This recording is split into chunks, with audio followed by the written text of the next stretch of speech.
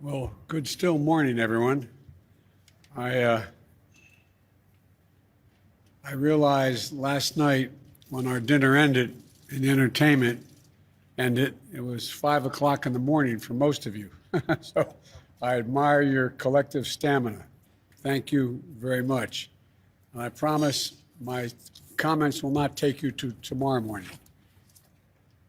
My friends, I'm honored to host you all here in Washington for the U.S. African Leaders Summit.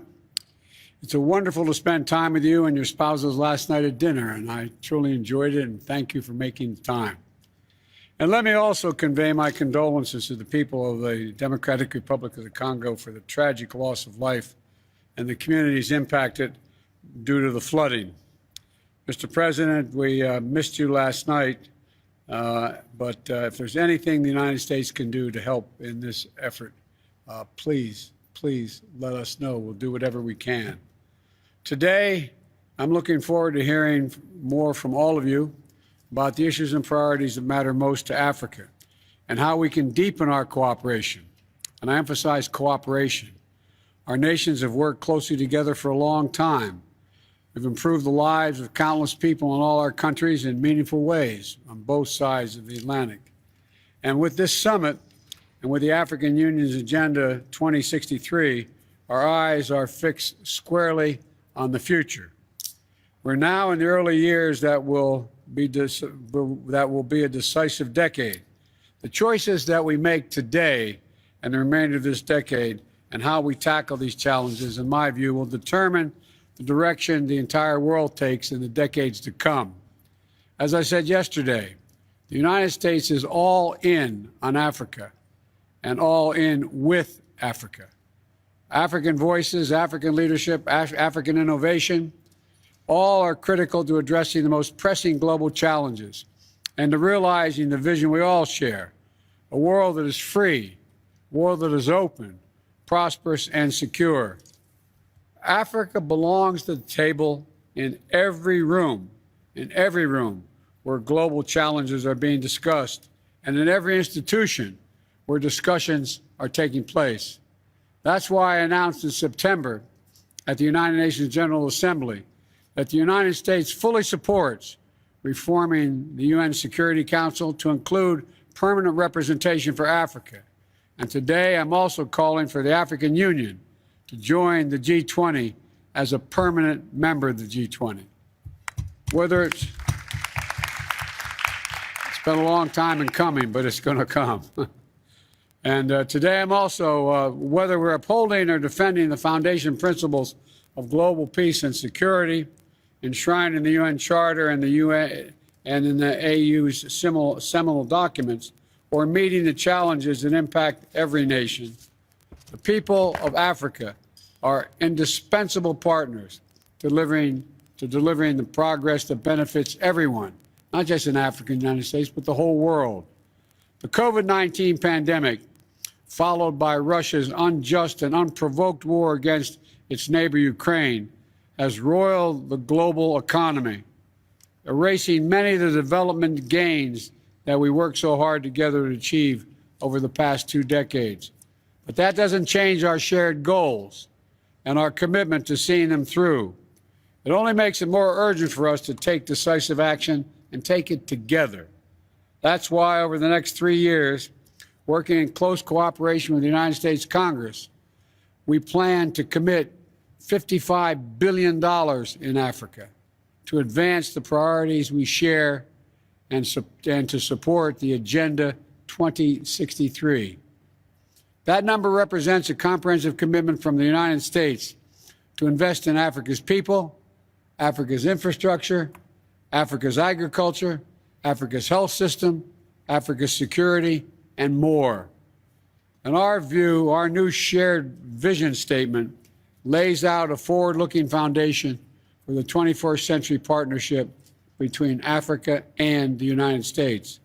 We want to work with you on these issues that matter most to our people's lives, and we're looking to increase our collaboration in every area, from rural communities to urban centers to cyberspace to outer space.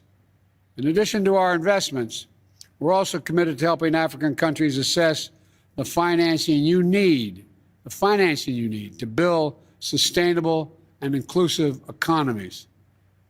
We're leading a global effort to pursue equitable arrangements for global creditors to provide debt relief so nations can prioritize their people, not backbreaking debt payments.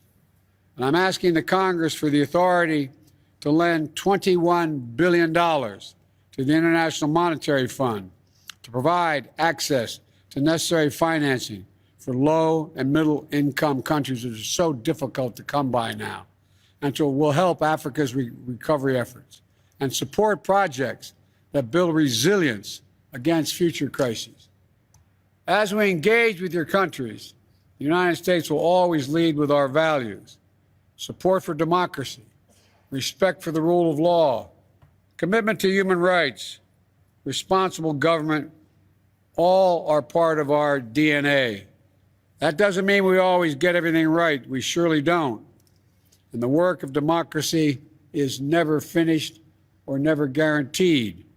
It's about consistent and constant self-improvement. But that's why democracy is the best tool we have to address the wide range of challenges we all face. And that belief is shared by Africans and Americans alike.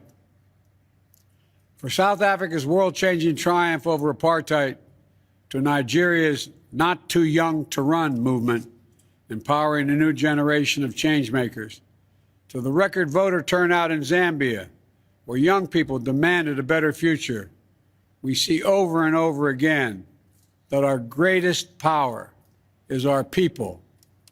So one of the commitments I want to highlight today is the investment in countering democratic backsliding through our new African Democratic and Political Transition Initiative. Collaborating closely with African governments, regional institutions, and civil society, my administration will work with the United States Congress to invest $75 million to strengthen transparent, accountable governance facilities, facilitate voter registration, support constitutional reform, and more.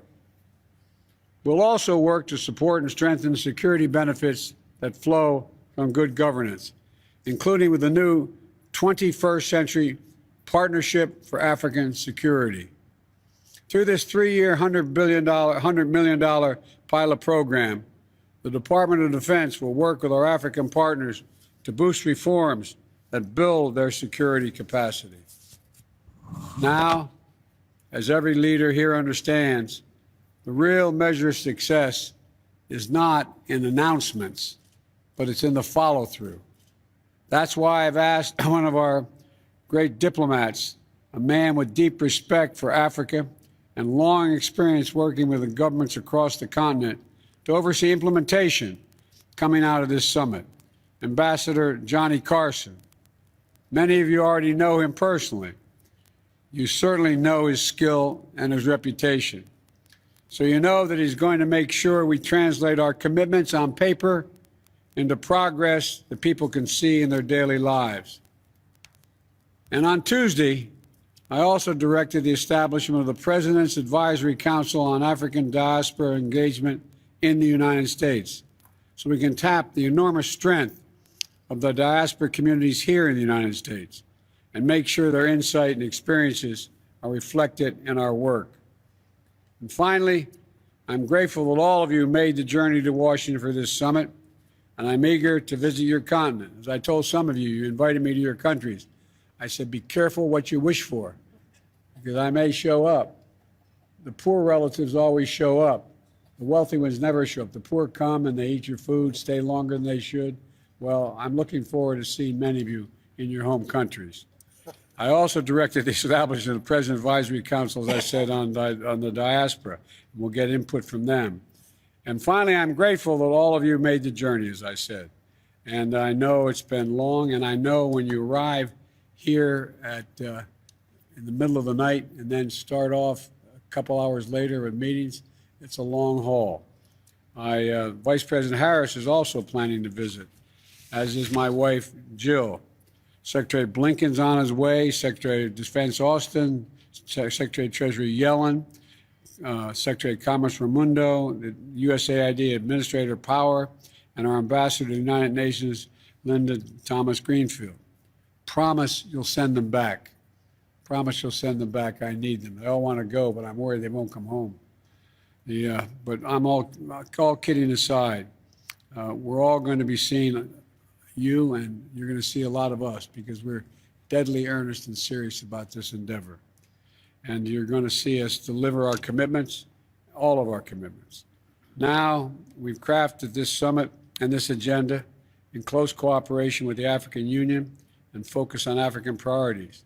The United States fully supports the blueprint you laid out in Agenda 2063 to build an integrated, quote, integrated, prosperous, and peaceful Africa that is driven by the African people, centered in inclusive and sustainable development, and where Africa is an indispensable global partner.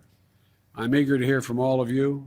How can the United States deepen our partnerships with you and better work with African nations in the AU to fulfill the aspirations of Agenda 2063? I want to thank you all again. And I'm now going to turn it over to Secretary of State Blinken to facilitate our discussion. Again, thank you so much for being here. Appreciate it.